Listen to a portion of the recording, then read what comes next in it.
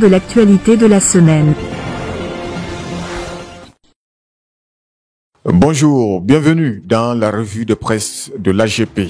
Publication partielle des résultats des examens. Les copies sont à corriger. Titre cette semaine Média Guinée. Notre confrère précise que cette publication continue de susciter une avalanche de commentaires dans le pays. Le Premier ministre Amadou Ouriba a annoncé sur son compte X avoir pris part lundi au conseil du cabinet du ministère de l'enseignement préuniversitaire et de l'alphabétisation afin d'apporter son soutien et celui du gouvernement au ministre Jean-Paul Sedi. Ce dernier avait indiqué à la veille de la proclamation des résultats que les rigueurs imposées par le département ont eu des retombées positives sur l'évaluation, mais également des conséquences négatives par opportunisme professionnel ou appétit vénal. De plus en plus insupportable chez certains candidats et leurs parents. Selon plusieurs observateurs, faire des résultats partiels des examens nationaux est une première dans l'histoire du système éducatif guinéen dont beaucoup déplorent. À la une également cette semaine, des orages et des pluies d'intensité variables sur l'ensemble du pays en général et sur la zone côtière en particulier ont été enregistrés. L'annonce de l'Agence nationale de la météorologie reprise par Guinée News indique que des pics correspondant à des moments de fortes pluies seront également observés avec un risque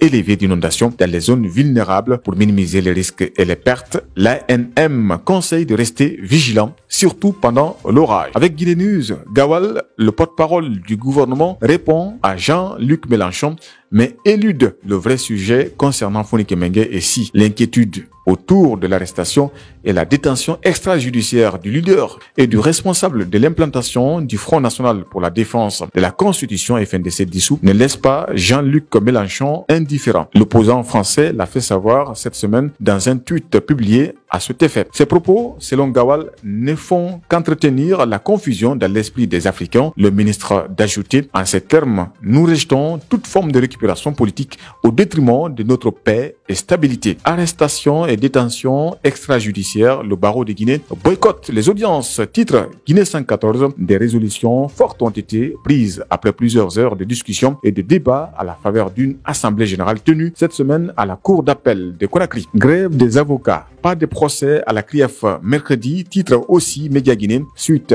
à la grève des avocats pour protester contre les arrestations arbitraires déclenchées. Et mardi, la chambre du jugement de la Cour de répression des infractions économiques et financières, en abrégé CRIEF, n'a pas tenu d'audience mercredi, alors que plusieurs dossiers mettant en cause certains anciens dignitaires du régime Alpha Condé étaient attendus.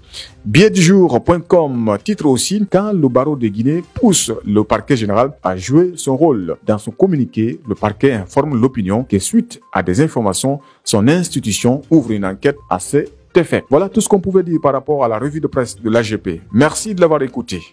À bientôt.